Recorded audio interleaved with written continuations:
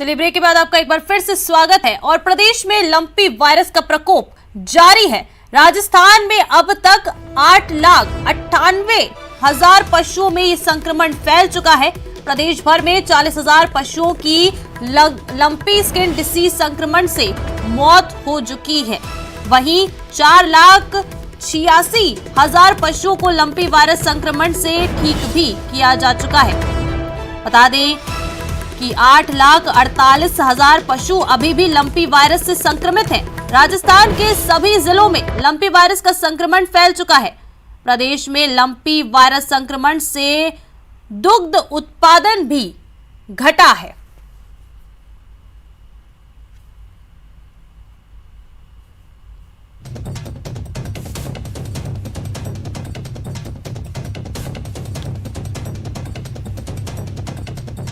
तो चलिए ज्यादा जानकारी के लिए अब हम सीधा लाइव चलते हैं हमारे सहयोगी राकेश के पास, जो हमारे साथ लाइव जुड़ चुके हैं। राकेश, क्या कुछ जानकारी है? लंपी स्किन डिसीज जो है पूरे प्रदेश के सभी जिलों में अब ये लंपी स्किन डिसीज फैल चुकी है, इसको लेकर क्या कुछ रोकथाम की जा रही है अब तक?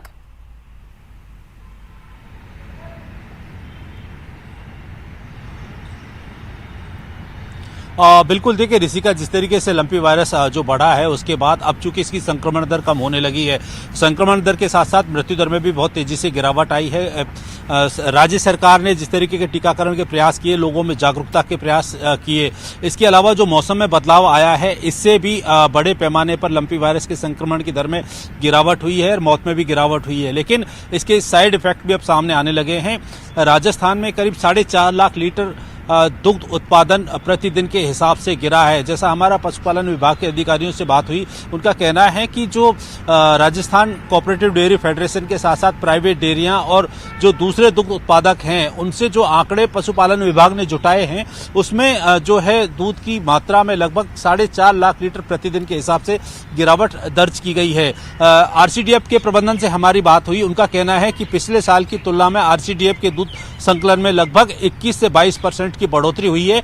पिछले साल इसी वक्त अगस्त माह में उनके पास 22 लाख लीटर प्रतिदिन के हिसाब से दूध आता था, अभी करीब 27 से 28 लाख लीटर दूध प्रतिदिन आ रहा है। यानी जो प्राइवेट डेयरियां हैं, जो दूसरे पशुपालक हैं, वो जो दुग्ध उत्पादन का जो दूध बेचते थे या उनके वहां दूध की कमी अब नजर आने लगी है। यानी जो फेरी वाले पहले निकलते थे, मोटरसाइकिलों पर दूध लेके निकलते थे, गाड़ियों में दूध लेके निकलते थे, वो अब लगभग जो है बंद हो गए हैं। चूंकि दूध का उत्पादन जो है ऐसे जिलों में ज्यादा प्रभावित हुआ है जहां पर लंपी वायरस का संक्रमण ज्यादा है, जहां अधिक पशु संक्रमित हुए हैं, दुधारू पशु संक्रमित हुए हैं, वहां दूध का उत्पादन गिरा है। और ये जो पश्चिमी राजस्थान के जो इलाके हैं वहां पर इसकी तादाद ज्यादा है। चूंकि 75% से 80% जो दूध है वो भैंसों से ही आता है, उसके बाद जो गौवंश से दूध आता है। तो भैंसों में इस बार जो लंपी वायरस का संक्रमण कम है, इसलिए जो है दूध की जो ज्यादा गिरावट इसमें दर्ज नहीं हुई है। आरसीडीएफ ने जिस तरीके से हमें बताया है कि दूध में चूंकि जो पूरे राजस्थान में आरसीडीएफ को जो दूध कलेक्शन करती है उसमें 1.5% के आसपास की गिरावट अभी हाल ही में हुई है। लेकिन जो प्राइवेट डेयरियां हैं या दूसरे जो डेयरियां हैं उनमें निश्चित तौर पर बड़ी गिरावट है। और अब जो है इसका असर धीरे धीरे लंपी वायरस संक्रमण के बढ़ने के साथ साथ और भी आगे बढ़ सकता है, क्योंकि जैसे जैसे पशुओं में संक्रमण बढ़ता जाता है वैसे वैसे उसके दूध देने की क्षमता गिर जाती है और वो बंद तक हो जाती है। तो अभी शुरुआती दौर है, शुरुआती दौर में ये आंकड़े अब गिरना शुरू हुए हैं, क्योंकि कई जिले ऐसे हैं जहां पर पीक टाइम में जाने के बाद वहां रिकवरी रेट अच्छी हुई है और मृत्यु दर भी गिरी है। लेकिन जो पूर्वी राजस्थान के जिले हैं इनमें अभी लंपी वायरस का संक्रमण शुरू हुआ है, यहाँ तेजी से बढ़ रहा है। तो यहाँ दूध का उत्पादन अगर प्रभावित होता है तो पूरे राजस्थान में प्रभावित हो सकता है, क्योंकि ज्यादातर जो भैंसों का दूध है वो इन्हीं इलाकों में ज्यादा होता है। पश्चिमी राजस्थान में गौवंश से ज्यादा दूध आता है। तो अभी जो गिरावट दर्ज की गई है वो ऐसे जिले हैं जहां पर जो संक्रमण ज्यादा पाया गया है। तो संक्रमण जैसलमेर, बाड़मेर, जालौर, बीकानेर, नागौर सहित पाली, अजमेर ऐसे जिले हैं जहां पर संक्रमण सबसे ज्यादा है।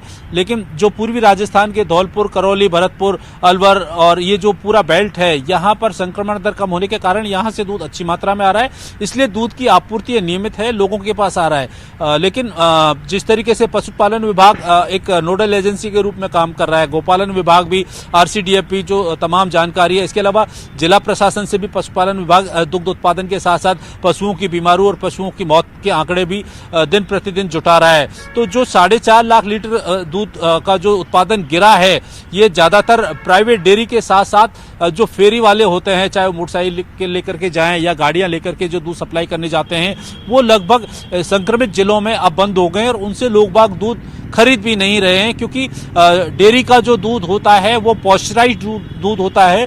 उसको एक निश्चित तापमान पर उबालने के बाद उसको बैक्टीरिया रहित किया जाता है, फिर उसकी सप्लाई की जाती है। लेकिन खुला दूध जो सप्लाई किया जा रहा था जो लोगों के द्वारा, उसे लोगों ने अब इस लंपी वायरस संक्रमण के कारण लेना भी बंद कर दिया है, क्योंकि वो सुरक्षित नहीं है।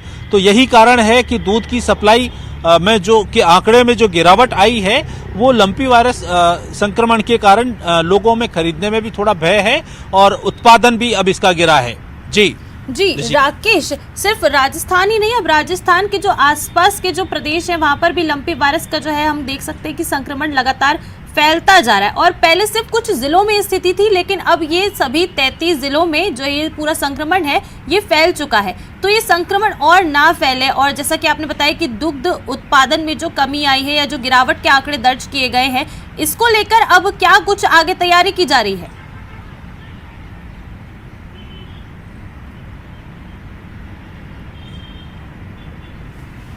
बिल्कुल, देखिए जिस तरीके से राज्य सरकार ने जो टीकाकरण अभियान शुरू किया है, गॉटपॉक्स वैक्सीन का टीका लगाया जा रहा है। 46 लाख डोज सरकार ने खरीदने की तैयारी कर ली है और राजस्थान में अब तक 8 से 10 लाख पशुओं का टीकाकरण किया भी जा चुका है। और सबसे पहले टीकाकरण उन पशुओं को किया जा रहा है जो स्वस्थ हैं और दुधारू हैं, यानी दुधारू पशुओं को पहले बचाया जा रहा है। बाकी जो दूसरे संक्रमित पशु हैं उनमें अभी टीकाकरण नहीं किया जा रहा है, क्योंकि टीकाकरण करने से उनमें और भी ज्यादा उनका इम्यूनिटी लेवल गिर जाता है संक्रमित पशुओं का, और उससे उनकी मौत का खतरा रहता है। तो निश्चित तौर पर अभी जैसे मौसम में जो बदलाव हुआ है, खासतौर पर जो अभी बरसात नहीं हो रही है राजस्थान में, तो बरसात नहीं होने से इसकी संक्रमण दर में बड़ी गिरावट आई है, मौत के आंकड़े में बड़ी गिरावट आई है। पिछले 8-10 दिन में जिस तरीके से आंकड़ों में सुधार हुआ है, इससे पशुपालन विभाग और राज्य सरकार ने राहत की सांस ली है। जो मौत के आंकड़े प्रतिदिन जो है लगभग 30 से 40 हजार हो रही थी, वो अब आंकड़े लगभग 8 से 10 हजार के आसपास आकर रुके हैं। इसके अलावा जी चलिए राकेश, आपका फिलहाल बहुत शुक्रिया इस तमाम जानकारी के लिए। आपसे लगातार अपडेट हम लेते रहेंगे। फिलहाल आपका बहुत शुक्रिया। तो राजसमंद में लंपी का कहर जारी है। अब ग्रामीणों ने इस बीमारी के लिए घरेलू उपचार भी शुरू कर दिए हैं। जिले के कई गांवों के युवा गायों को हल्दी, नींबू, गुड़, काली मिर्च, लौंग के लड्डू बनाकर खिला रहे हैं। साथ ही बीमार गाय को फिटकरी मिलाकर उसमें नीम के पत्तों को उबालकर नहलाने की सलाह भी दी गई है। उधर सरस डेयरी के जिला अध्यक्ष ने किसानों से डेयरी से सस्ते दामों पर गोट पॉक्स वैक्सीन लेने की अपील की है। लक्षण दिखे, हमने हाइपोक्लोराइड और फटकड़ी का मिश्रण करके, और जिन जिन गायों में ये बीमारी थी उन गायों पे हमने ये छिड़काव किया है, जिससे काफी सारी गायें रिकवर भी हुई है।